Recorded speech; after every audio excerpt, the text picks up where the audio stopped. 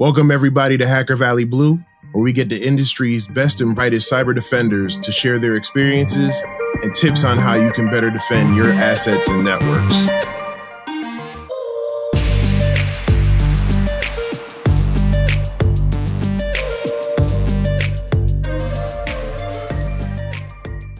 Complexity is inevitable. Everyone has challenges they're working through. But what really matters is how you adapt. How you react to what's happening in your life. Hi, Alex, interview, take one. In your environment. Oh, hi, beautiful. How are you? In the face of enormous complexity, The best not only find a way to adapt to the challenge, they also find a way to give back. This is life-changing. This season is all about the color purple. We'll be bridging the gap between red and blue teams and combining their strengths to form purple teams. Join me as I meet with some of the very best purple teamers out there who are changing the way we do security on a daily basis. We're going to go ahead and explore their journeys, talk about their time from red and or blue teams, some of the challenges they faced, as well as some of the successes and benefits from coming together and forming one team to defend against cyber threats from all over the world. So let's go. And welcome everybody to another episode of Hacker Valley Blue. I'm your host, Davin Jackson. Thank you for joining. Again, welcome to season 2.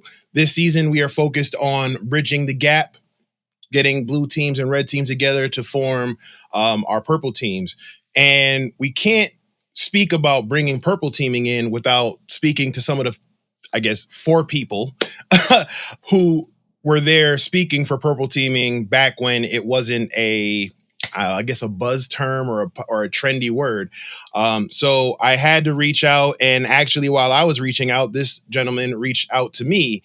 And when I kind of looked up everything and talked to him, I felt like there was no better guest to have. He is, like I said, one of the first people who were trying to bring in purple teaming. He is a cybersecurity expert, and he's also an author. So we got the book right here of Adversarial Tradecraft and Cybersecurity, Offense versus Defense in Real-Time Computer Conflict. So there it is. It says it right there in the title. So ladies and gentlemen, everybody watching, please welcome my guest, Dan Borges. Dan, how you doing?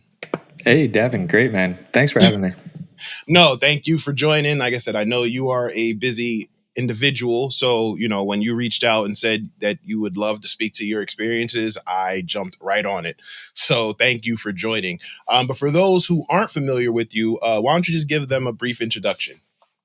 Yeah. So, like you said, last year I wrote a book on red team versus blue team in real-time conflict. I've been doing cybersecurity for about 15 years and I've been into computer science for longer than that. And I've been on both sides of the fence. I've done extensive red teaming for like consulting orgs. And then today my job is I'm a detection and incident response manager. So, I really view security as both sides of that coin, both offense and defense. But I think they're different enough where it's like a lot of interesting things to talk about because it's very asymmetric in how they interact. Oh, yep, there you go. So thank you for that. When I was looking at your bio, I found it real interesting because that's another discussion that we usually have in the cybersecurity field. But you actually started out as a programmer, I believe. Yeah. I went to school. I have a computer science degree, and before that, I was big into like robotics. Like I did a lot of like robotics things in high school, and I won a few competitions for that. And then as I was getting into college at the time, like now robotics is huge with all the drones and everything. But at the time, security was just becoming this hot thing. And I was like, man, I could probably get a really interesting job in security. So I like pivoted in college towards InfoSec. Oh, nice. I know, robotics is definitely, growing. My son actually just joined a robotics team at his middle school. I said didn't really have it available when I got started, but I said it seems like it's a really cool thing to do. So now that's exactly how I got my start. So you started with that, with programming and then robotics and stuff like that. And then you transitioned into security, and you saw it was kind of up and coming and felt like you wanted to get on that. But what was that transition like to go from that world of programming and dealing with that type of environment to now moving into at that time it was like a fairly new thing that was kind of hitting the mainstream. Yeah. I remember, so when I started, it was like kind of just doing CTFs and little challenges online. But I remember when I was trying to get into security was so opaque at the time. Like nobody was really talking about how these different hacks were done. There was a few books. I remember the first book I got was the Web Application Hacker's Handbook, the WA. And I remember that was so enlightening to me because like he actually laid out how all these techniques worked and what these attacks were. And before that, it was kind of like, oh, here's a tool that does that. And everything was like obscure. Nobody was really sharing how the raw techniques worked. It was kind of like secret for a while. Yeah, no, I think everybody who's into pen testing probably grabbed that book. For the longest, it was literally like the manual. And I think, and to speak to its credibility, I mean, people still use it to this day. And the only thing that has probably, I guess, surpassed it is the Web Security Academy, which was made instead of making version 3 of the WA. So, yeah, like I said, it's a great book. Like I said, I highly recommend people still get it to this day, even if they're just starting out, even all these years later. Yeah, I'll definitely second that. And it's interesting now too, because you mentioned the Security Academy. There's a lot of like platforms now that I feel like weren't there back in the day. Like, what am I thinking of? Hack the Box and all that. Try Hack Me. All that stuff never existed. Pen Tester Lab, Pen Test Academy, Pen Tester Academy, INE. Yeah, there was a lot. Like I said, it it makes me feel like it feels like an older person when they're like, back in my day, but it's definitely beneficial. Like I just sometimes I wonder, like, man, if we had that, just 10 years ago when I really got started, where I would be now. I mean, I'm still in a good spot, but but again, we're here, so we did something right. So now, in your journey, I see that you've worked several different roles when you were making that transition to security. So you've been in a pen test, red team, which are different. You've worked in a SOC. You've done incident response. Do you have a favorite role? Yeah, I would say, okay, my favorite role is definitely doing the red teaming. Like, I was doing internal red team at CrowdStrike, and you got to be so creative in that role, and you also got the time to really like plan out your assessments. Whereas in pen testing, it was like every week, new client, reports due on Friday, and it was kind of breakneck and can burn you out. Whereas that internal red team, we really got to like spend the time to craft our operations, and then they were successful, and then we could really work with engineers to fix it. And that led into doing a lot of purple teaming with them as they were preparing for that MITRE evaluation. So we can talk about that. But that was some of my most fulfilling work, I think, on the red team side, because we got to dig into a very specific problem and then create the fix and like watch it get solved like almost real time, like with the engineers. Yeah. Like I said, I think that's always one thing I preferred on being in an internal team over the consultancies is that, like you said, when you're doing a consultancy and it's one, pretty much 1 week, maybe 2 if you're lucky, snapshot in time assessment, you're scrambling. So it's nothing but automated tools. But when you are doing like red team engagements, it allows you time to actually research and figure out not only the vulnerability, but why it's vulnerable and craft different things. So, it definitely love that. And it's more, like I said, it's like weapons free. If I'm using the term, when you're red teaming, because it's kind of like, no, we have a goal, so we're going to go ahead and we're going to work on whatever we need to do. Whereas, like I said, pen testing, you always end up, there's always 1 or 2 pen tests that you just sit back and go, I know I left something on the table if I just had another couple days. And red teaming answers that. Yeah. And I think like all pen testers have that feeling like, man, if I just had a little more time, I could have done something extra. Or like the classic trap too is you're always like, well, why don't I develop this tool for next time? And then, they never, not saying any specific place, but a lot of consulting shops don't want to put the time into development because it's not billable. Yeah. But that little bit of time making tools would make your life so much easier. So, you get caught in that catch-22. Yeah. For me, I mean, one of the shops that I'm in now, I made it a point when we even negotiated, I'm like, okay, so if we're going to do this, then I think after every pen test, there should be, a time where there's like a lessons learned type meeting where we could say, okay, what did you think we did good? Where did we go wrong?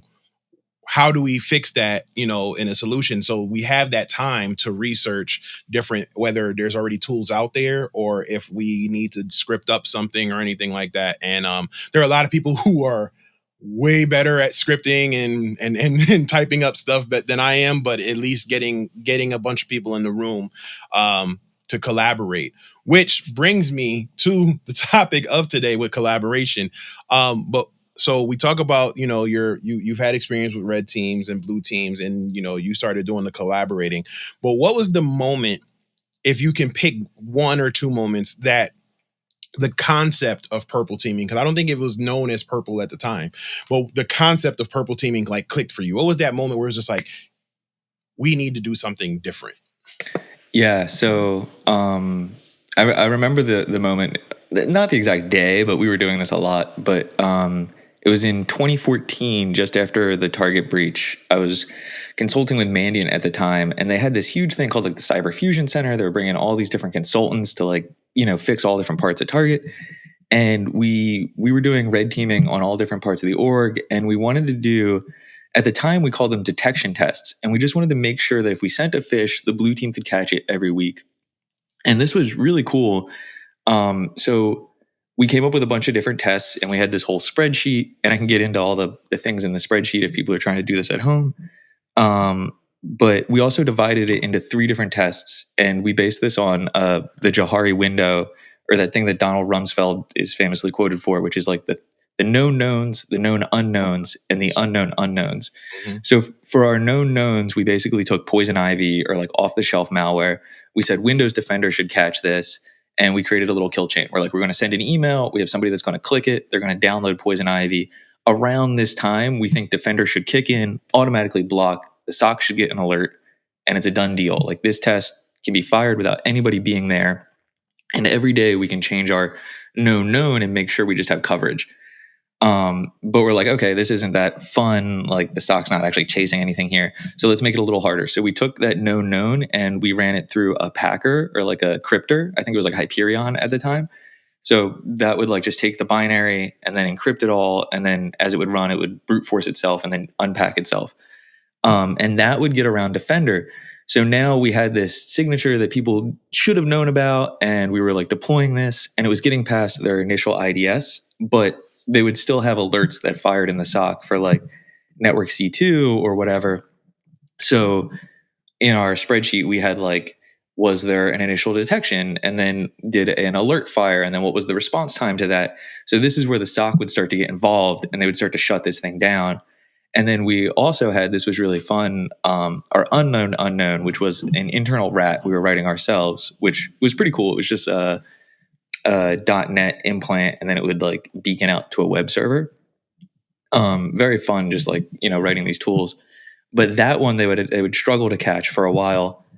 And we basically ran this exercise twice a week, every week after the breach happened, and they started getting really, really good at it. Like, the known knowns were blocked right away. The known unknowns were getting closed in less than a half hour. And then the unknown unknowns, they were able to hunt and find out these connections and shut them down at the end within an hour. So like, we got really good at just running this test. And then at the end of that week where we fired off 2 tests, we would meet with the team and we'd say, okay, this is how we're going to change it just slightly. Like, you were catching the unknown based on like, maybe it was the way it was beaconing or a domain it was going to. So we would just change those slight variables that they were catching, and we would keep iterating this.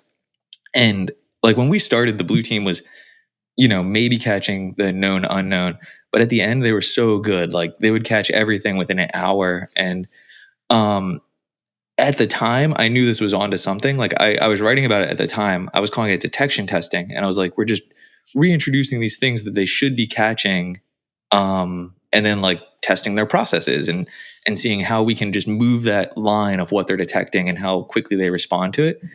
And I think that I later talked to somebody at DEF CON years ago, and they're like, oh yeah, we're still doing that. And like, we still do that to improve the SOC. And I think when he said it to me, like, that's when it clicked that this was an effective program. Cause like, if they're still doing it, they're obviously seeing the benefit.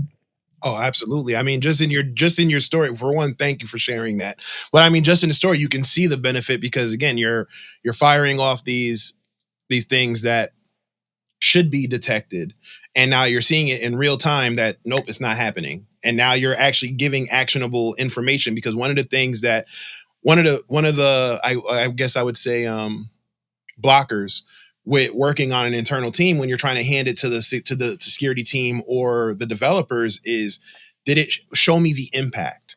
So now when you're doing something like that in real time, you're actively showing them, look, here's the impact. It bypassed it.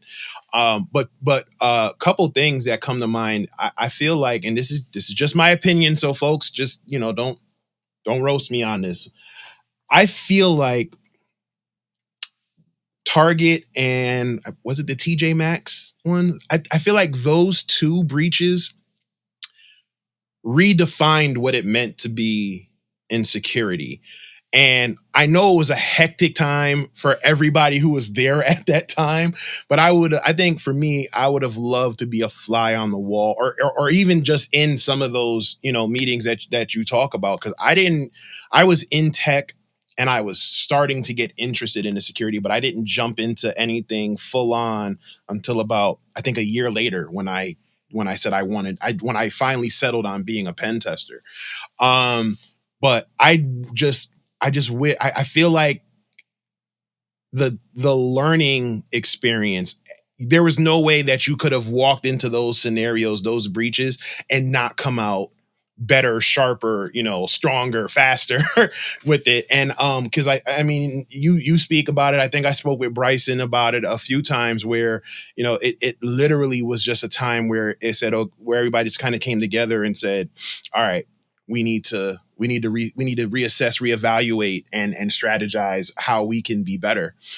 But with that being said, Target was almost 10 years ago now, right? I mean, so Target was like 2013, 2014. We're in 2022 now. While ago, yeah. Yeah.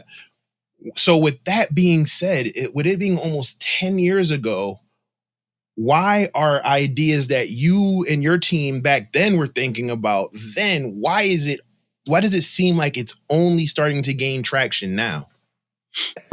Yeah. And I think so this is just, again, my opinion. I hope I don't get roasted for this, but I think these trends come and go in the industry. And a lot of times it's like trial and error. Like, people don't know if these trends will work or not. And like, there's trends that I love that like I've grabbed onto that then I've seen like kind of fade out of the industry.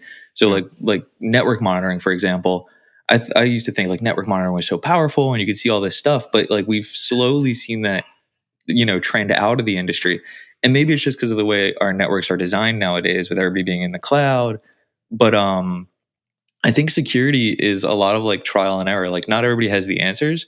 And sometimes the industry will come around and they'll be like, let's try this new thing. And maybe it'll work, maybe it won't. And I feel like purple teaming is something that's stuck around because it does work. Like, people have been doing it and it gets them results. I have another kind of like, it's very short and it's a funny story, but I remember I was sitting at work one time and I was this detection engineer and I was pitching this idea to management where I was like, we're going to have this environment we deploy in AWS with Terraform where it's like fake boxes and we can just run malware in it. And then we'll test to see if our alerts fire and we can get in there and basically like run new things and write new alerts on it.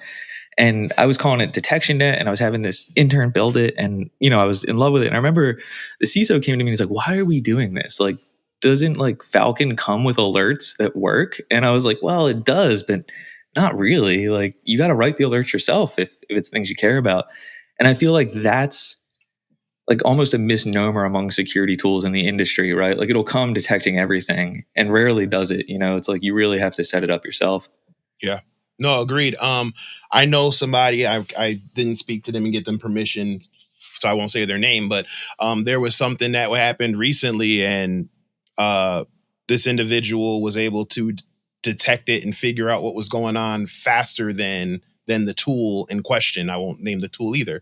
But I think that speaks to the false sense of security there, and no pun intended, with these tools, is that they feel like, oh, since we're going to get it, it should just work right out of the box. And then the other point is, when you said why Purple Team stuck around for so long is because it works. I would add on that it works when they're patient enough to let it work. Unfortunately, a lot of companies, and again, my opinion, that I've seen, they want to do it because they heard about the benefits of it, but they don't stick with it long enough to reap those benefits. They feel like, just like those tools, it should work day one. And it's like, that's not how it works. We got to develop the team. We got to train the team. We got to get that collaboration going. And then we start working on it. And then we'll see the results once we're able to do that. But, sometimes they'll be like, okay, let's do this. And they'll give it a quarter or two. And then it's like, well, we want this. So, instead of doing that, we heard we can get this tool for X amount of dollars, and they're going to give us a discount. The vendor's going to give us a discount, and it's going to do everything that you're saying is going to do. And then when they do that, going back to what I said about the false sense of security, now you're like, oh, we have this tool. We spent all this money on this tool. There's no need for it. But like I said, they just don't have that patience. And I think if everybody's kind of said, okay, let's take a breather, let's actually take time to invest in our people and our team, and invest what the goal is, not only will you have an effective team and great results, I also think that would probably help with some of the issues that they're having around retention, because when you have a team that dedicates something to a project, it's almost like their pet or their child. It's like I watched it in its infancy grow to be this thing. I want to see it through. But because they just want to, everything is like now you're forcing your employees to also be like, all right, well, I'm going to find somewhere else. But go ahead.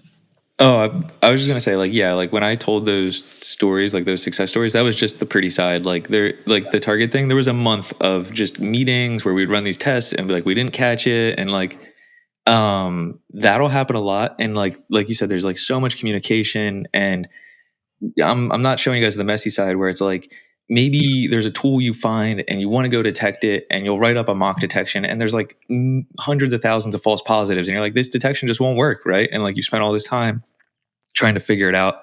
So there's a lot of that. And one thing I found too that works really well there is like, you really have to build relationships between the red team and the blue team. If you're doing this, it's everybody's on the same team. We're working together. I'm just trying to get you guys more visibility and insight, because people will get frustrated and give up. And like, it really does take time to work. And, you were saying like, sometimes they'll just come in and buy a product, and that's really not the fix. Like the fix is people, and it's people understanding the technology in depth. And it's wild when you get like a really good purple team going, it almost is like a threat assessment team as well, because they're going to build this knowledge base on the tools and how people are using it. So yeah, I really believe in like investing in it, not just tools. Yeah.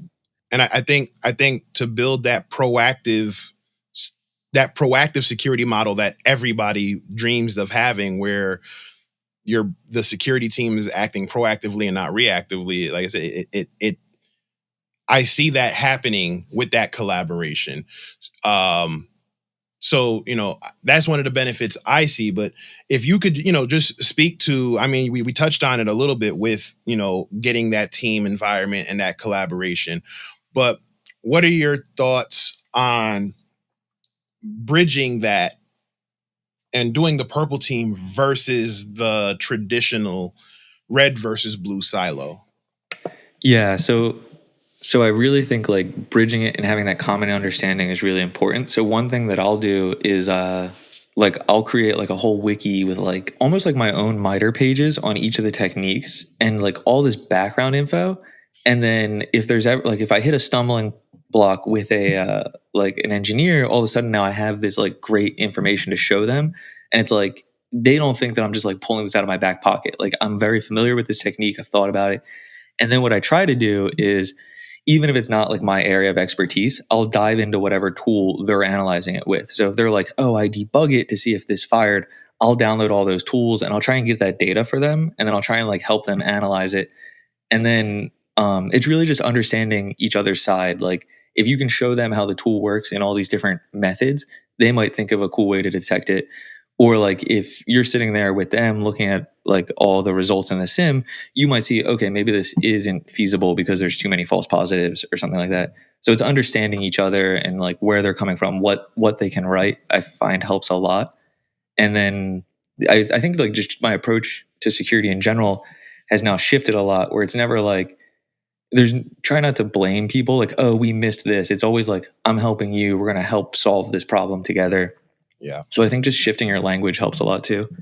So something that you touched on actually is a very good point, which you talked about the collaboration and the need for knowing what the other team is doing, what projects they're working on, and how that can help to the overall goal. And that's a perfect example of what our sponsor does with their tool. So if you aren't familiar, our podcast this season is sponsored by PlexTrack. PlexTrack is the proactive cybersecurity reporting and collaboration platform, bringing red and blue teams together for better collaboration and communication. PlexTrack empowers teams to communicate findings between red and blue teams electronically for rapid remediation, centralize remediation efforts, and automate ticket generation for faster, more efficient workflows, facilitate tabletop exercises, purple teaming engagements, breach and attack simulations, and more. A better security posture begins and ends with PlexTrack. And you can go ahead now and claim your free month of PlexTrack and get a copy of our Blue Team content bundle at plextrack.com/HackerValley. Again, that's plextrack.com HackerValley. Go check out that bundle. It's free. Get that free month of PlexTrack, and you can see why we like it so much over here. So, Dan, going back to your original answer about that collaboration, with tools like PlexTrack help in that, collaboration between the red and blue teams. Yeah. I'm super glad you brought it up, because it's something I forgot to mention, which is like normally you have an administrative layer there to deconflict. Like nothing sucks more than being on the blue team and then thinking you have like an active attack going on, start digging into alert, and then find out it's like some exercise when you're halfway through. So I think having some tool or like management layer to deconflict and understand what the other side's doing is like super helpful. And we can get into that too, because that's like one of my pet peeves. But I think like blue teams have like a maturity model, you know what I mean? And like you shouldn't just be jumping into like blind testing your blue team. That's kind of a jerk move. Like you really want this good communication and collaboration layer between the two teams. Yeah. I mean, we can do that right now about some of the pet peeves, because again, I'd love to hear more about the benefits of having that purple team, not just the concept, but the mentality and the mindset versus that traditional red versus blue. Because again, especially if you're coming from consultancy shops or stuff like that, you have a mindset of almost like, depending on the shop, again, my opinion, of we're out to just pwn everything. And then, the security teams are like, well, you know what, we got to put a stop to that, and it's really not beneficial to anybody, because all they're doing is essentially, hindering one another. So if you want to go ahead and talk about that, the soapbox and the ranting is go for it. Yeah. So yeah, exactly like you said, like they're hindering each other. They end up creating work for each other, and like they get in each other's ways, and that will also breed kind of that bad blood or that bad cooperation between the teams. And if you're doing purple teaming, your goal is almost to break that down as much as possible. Like you want it to be this like one team kind of life where they don't think of you as the bad guys creating work for them. They think of you as somebody helping solve their problem. But from a blue team perspective too, there's like a maturity model. Like right now on my blue team, we have active incidents, but when we have active incidents, it's basically like me and one other guy that works them. So it's kind of an all hands on deck situation, because we don't have a lot of people. The people we do have, I'm trying to train up. I'm trying to like help them develop these careers. And, I don't want them like with their hair on fire every day thinking the ship is sinking, because it's not, you know what I mean? So if we have an exercise, I think it's extremely important that like I can read some people in, that they know there's going to be an exercise, that they don't get all spun up and think, the world's on fire for a half hour. Because if you're doing this every day and you're doing incident response and detection, it's a marathon, not a sprint. Like you can't be like putting out fires every single day. You're going to burn out. Yeah. So I think until we hit that maturity where like I can do blind tests and I can see how they're going to respond, which is you need a lot to do in the first place. Like I need to make sure we have solid detections. I need to make sure we're not like testing a gap where I have no visibility. I need to make sure we have people that are trained in responding and there's SLAs. Like I don't want to stress my people out more than necessary, right? I want to build them up to handle it. And that, again, going back to what we talked about earlier about building that team and investing in the people. I feel the same way on the offensive side, where I have a lot of people who, you know, are junior folks who they've worked on tools like Try Hack Me or Hack the Box, but they never really got that real world experience. So, you know, I'll bring a junior pen tester or a pen tester with no experience at all on a pen test, depending on the pen test, the size, the scope, you know, the deadline and all of that. But, you know, and say, have at it, you know, go ahead and go through the process. You know the pen testing methodology, right? Go through it. Because I think there's nothing like having that real world experience. It gets the jitters out, especially after the first few ones, right? I mean, and it happens all the time. Like, I just did a network infrastructure pen test, the first one in like 4 years, right? And when I went back in there, I was just like, oh gosh, what's the Nmap flag again, right? But I feel like getting that first one or two in the books out the way and getting that experience, and then you start to realize, you know, it's not like the movies or the TV shows. Like, I don't have to do this now to save the world. You know, okay, I have time to do it, and it's not click clack click click click clack, I'm in. No, there's a lot that goes along with it. So getting that hands-on experience and investing in that, you know, that junior staff is crucial. And like I said, in my opinion, it keeps the morale high, and it also keeps that retention, because now all people want are you to invest in them and believe in them. And if you give them an opportunity to show them, for them to show you what they're made of, you'll be pleasantly surprised. And I get the argument of, oh, well, if we train them up or we pay for all this training or these certifications, they might leave. And it's like, yeah, but what if you don't and they stay? Yeah, I'm fine with them leaving. Like, if they leave and they have a great career, like, good for them. You know what I mean? I don't care. I'll hire somebody else and train them up. But exactly. I want that. I want that for people to like leave and have a great career and like succeed in security. Because like we both know we need the people no matter where it is, right? So I don't want to keep doing this. Yeah, let's train them up. Let's absolutely train them up and get them out there. But go ahead. I was just gonna say, like, I would like to see everybody like do that, like as part of my program. Like, I'm trying to get people certifications. I'm trying to, like, you know, I want you to leave in a better place than when you came here. I don't want you just to burn out and think security sucks. And I will say, like, I lead a CCDC virtual red team every year.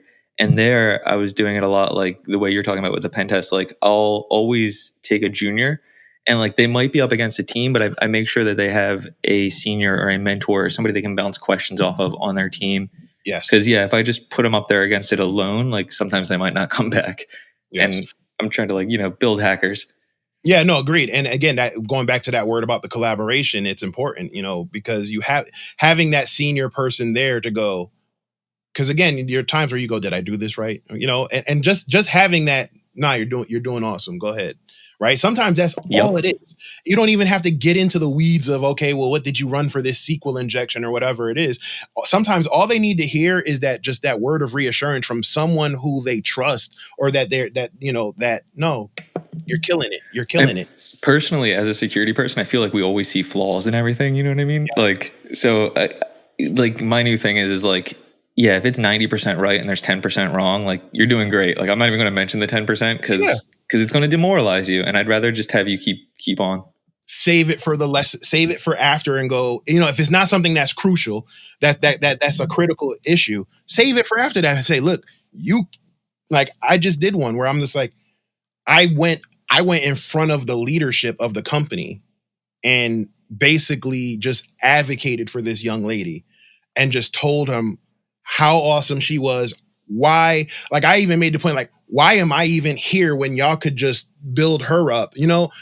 Because that's all they need. Sometimes that's all they need to make them spend that extra hour of research, or want to go further. And even in that time, and you don't, not that I do it for the accolades, but that individual came back to me and was like, in that 3-week span working with you, I've done more on that side than I've done pretty much my entire career. And it was just like, it was almost like, thank you. And I'm like, no, don't thank me. Because again, we're a team, and as a team, I also have to trust in you as much as you trust in me. And I can't trust in you if I'm trying to be not to use this word, but the gatekeeper of information. Because I think that's the other thing, is like, oh, we can't let them know all our secrets, And again, that goes back to that red versus blue silo and that need to collaborate, because we need to know each other's secrets. We because do. If you don't know how I got into this or what I did to, hide this exploit, how are you going to attack it? How are you going to do it then when an APT tries it? And if the blue team isn't telling you what their shiny new toy is for detection that's catching all of your stuff, how effective are your internal pen tests or internal red team engagements if you're failing it at every time? And that's because they have this rabbit in the hat that they can just rely on, and you don't know how to beat it. Exactly. The secret knowledge only hurts yourself and your own progress. And it just stinks because like sometimes you do get those people that have like an ego about it, and they're like, oh, I beat them and I did it. And that's what ruins that, right? Like you can't, it's not me versus them. It's us on the same team trying. And I always quote this thing because like it was in this Michael Hayden book, and he did it like the wrong way, I think, like with the whole like war crimes, but like it's playing to the edge. It's going as far as you can and like pushing each other to get better and go as far as possible. Yes. And you gotta like kind of reveal your secrets because you're going to get better by doing it. And we do this a lot on the CCDC red team. Like we had these like packers and crazy stuff. And like even in my book, I'm like, here's what we do. Here's our secrets. Here's the techniques I use.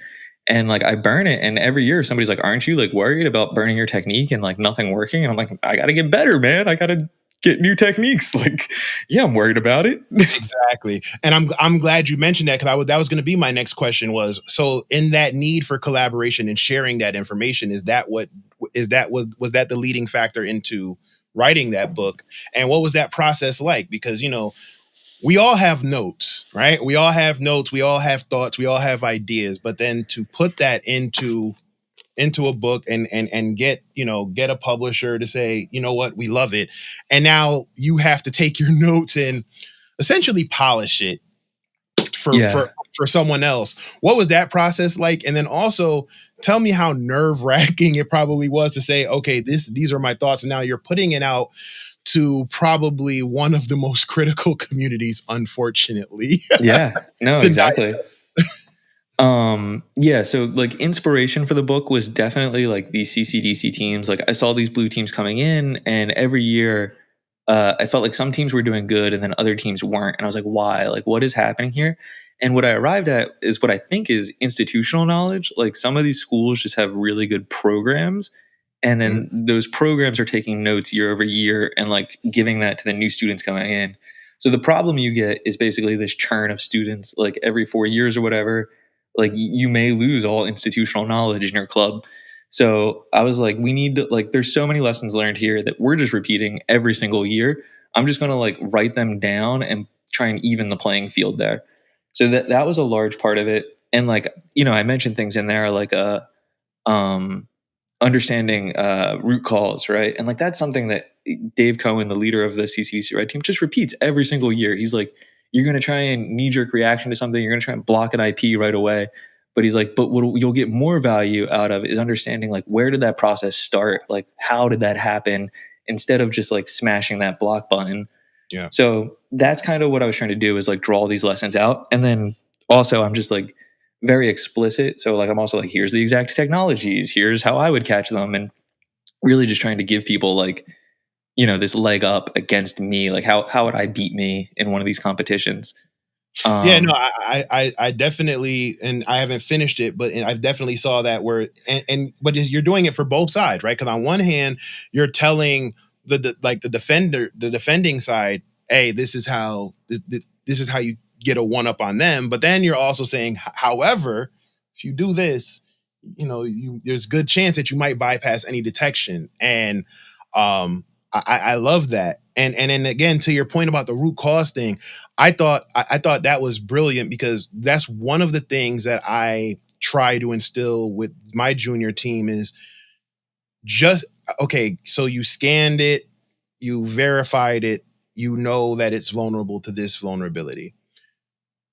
But okay, so you know what the vulnerability is, but why is that the vulnerability? Right? Because there might be a time where if you know that, have that knowledge, you know that it might be vulnerable to something like this attack or like this exploit, but it's a little bit different. But if you can figure out why and how it's vulnerable, you might be able to craft your own exploit to get this one to work, because maybe the Metasploit module for that one isn't going to work because it's not the same technology, or it might be a different version of it, but it's there. And again, going back to what we were talking about, sometimes you go on a pen test and you're going, I know it's there. I think when I won't name the exam that I did, but I was doing an exam one time, and I remember beating myself. I know the RFI is there. I know it's there. But I couldn't flesh it out. Right. But that's back when I'm just going because I know the vulnerability exists. I don't know why it exists, how it exists. So I speak to that root cause that you mentioned, because I think that makes it a better understanding as to saying, even when you have to explain to it in the report, right? Because sometimes you do a report reading and go, oh, this was vulnerable to Eternal Blue. Well, why? Oh, because I scanned it and it said vulnerable to Eternal Blue. But did you actually flesh it out? Did you check the SMB version? Stuff like that. Yeah. No, it's such a good thing to talk on. And I had prepared like an alternative thing to talk about before we were talking about purple teaming here. And it was all about like these knee-jerk reactions as a blue team. And like really my whole takeaway from like in so many things in life is like, just stop a moment before you react and think about your reaction, right? And be like, is there a better way to do this? Because like it's adversarial, right? So like if you're going to do this reaction, are they ready for that reaction? And is there something, more tricky you could do to kind of throw them off, right? And if we bring this back to pen testing, something I see a lot is like when students or whoever, like they hit this brick wall, they do this thing I call flailing, where they just try everything. It's like the Hail Mary attack, or they'll just scan again and again. And like a lot of times that doesn't really help you. Like you probably have all the information you already need. You know what I mean? Yeah. And what you're doing is you're just creating all this noise, and like pen testing and computer security is so specific. Like you got to find the exact right spot and get this request exactly right. Like I've never really seen flailing help somebody, but I see people do it all the time where they're like, oh shit, like what do I do? Right. And it sucks. Like I think we've all been there, and like it's weird. Like honestly, like some of the best answers are just like keep Googling, like keep reading, like keep trying to research, or like take a walk and think about it. But like take that step back and like think about all the information you already have. And like you were saying, like why is this happening? And I find it gets you a lot further, but the default reaction is always like, oh, alert fired, hit the block button. You know what I mean? And it's like, wait a second, let's just slow down a second and think about it. Why did it fire? What was there? Is it a honeypot? Is it all these things, right? Like, how long did it take for it to detect it? Can we find a way to do it sooner? Those are so many follow-up questions that you could have. But it's funny that you mentioned, having that moment and taking a step back. Because I might be showing my age a little bit, but there was a show back in the day called House, the Dr. House. And I was like a big fan of how his brain worked, right? And he couldn't figure out the patient, whatever the diagnosis was, all episode. And then some random thing would happen and it would be like, oh, that's what it is. Like 9 times out of 10, it was like sarcoidosis. I don't know, right? But my wife used to tease me because I would be stuck on something, and I'm like, I can't figure it out. I can't figure it out. I can't figure it out.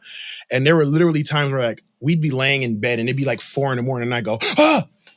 And I like jump out of bed and and at first it startled her. Then after a while it was like you had another house moment. Right? but sometimes that's what it is. That's exactly what it is. Like you can sit there and you go, I need to step away. Because if you sit there and jump in front of the keyboard and you keep pressing the different buttons and you're like, because I know it's there, and you just stick to, at that moment, you feel like you're under the gun and you're trying to stick to what you know.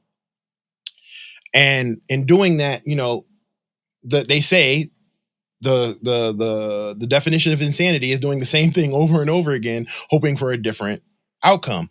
Well, that's what you're doing. You're driving yourself insane, wondering why this exploit won't fire. You try to find different versions of it. You go to Exploit DB, you go to Google, you download this from the CVE stuff, you go over here, you check MITRE, and you do all this other stuff, and it's like, it's just not working.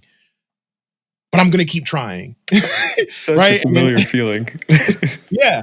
But then for me, with the spray and pray, I feel like, especially when working with junior staff, I usually let them do it, actually, believe it or not. But I wait till like the last day, right? So it's like, okay, I know you want to do this so bad throughout the pen test, but I need you to focus on it. And then at the end of it, where I go, okay, do you think you found everything? Are you good?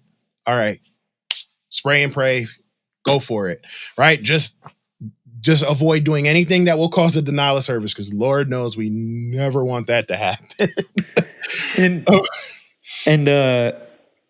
It's funny too, like, so we're talking about like this one team stuff and like working with blue teams and red teams and like really kind of like trying to be that buddy. And we've had a saying that's developed out of that. And I don't know if it's like from this like passive security approach, because like a lot of times in security, you could just say no and you can be like come down with the hammer and really kind of be a dick. Yeah. But we've developed this saying, and it's like sometimes you got to let somebody fail. You know what I mean? Like sometimes you got to let them do it and learn the lesson. And like if the impact's not big enough, like it's just better that way. It's just better that they see for themselves why this was a bad idea or whatever. I mean, I that's one of the lessons I say to my kids. It's not about how you mess up; it's how you recover. Oh, absolutely, yeah. Because you're gonna fail, right? No one's perfect. You're gonna fail. You're gonna mess up. Having that. And having that management or leadership team that allows you to fail makes it so much easier to go through it, because sometimes we're failing because we have imposter syndrome issues and we feel like we need to do something. We need a win. And you do it and you fail, and then you're being chastised for failing. Whereas it's like, okay, no, you failed. Cool. What did you learn? Yeah. Now, if you make the same mistake after you learn the lesson, now we need to have a conversation. Yeah, and it's cool you said that too, because like honestly, sometimes failing can be an opportunity. Like we had this one time we were doing this pen test at like a large bank, and we fired off this scan, and the scan was too fast, and it like tripped some alert they had on a router, and like it like locked systems down, like because like I don't know, just too many connections in parallel or whatever. Yeah. So they bring all the pen testers in, and like we were catching the heat because we were the team that actually did it. But then I was like, well, wait a second. Do they have any standards in place? Like, why don't we write the scanning standards, right? And then we'll apply that to all the teams. So like at first it was us getting admonished, but then it turned into us setting the bar for everybody. And like you can turn a bad thing into a win sometimes based on how you respond to it. Yeah. Fail upward. Yeah. Fail upward. Love it. No, I love it. So going back to the book, for those who, might have seen the book or are interested in the book but haven't bought it yet, what could they expect from the book? Yeah, so the book kind of like you were saying, it goes back and forth from a red team perspective to a blue team perspective, and it's all about setting up and preparing for, it could be a security competition, but it's basically two hackers on a network. And I kind of talk about the book in red team and blue team in general. And I say like, these are asymmetric operations. Like there's different tools on the blue team and it kind of takes different skills. Same with the red team. And while they're both like attacking the same thing, it's two different techniques. So like we have to look at it from the other sides. And then it's just like a lot of like gotchas. Like here's adversarially, if there's somebody on your machine, here's how you can kick them out and take control of this computer, whether you're on the offense or the defense. And it's saying like, oh, let's say you're setting up infrastructure to attack somebody. Like, here's how you can make that anonymous or not get caught. And it's looking at these techniques from both perspectives and kind of applying them generally.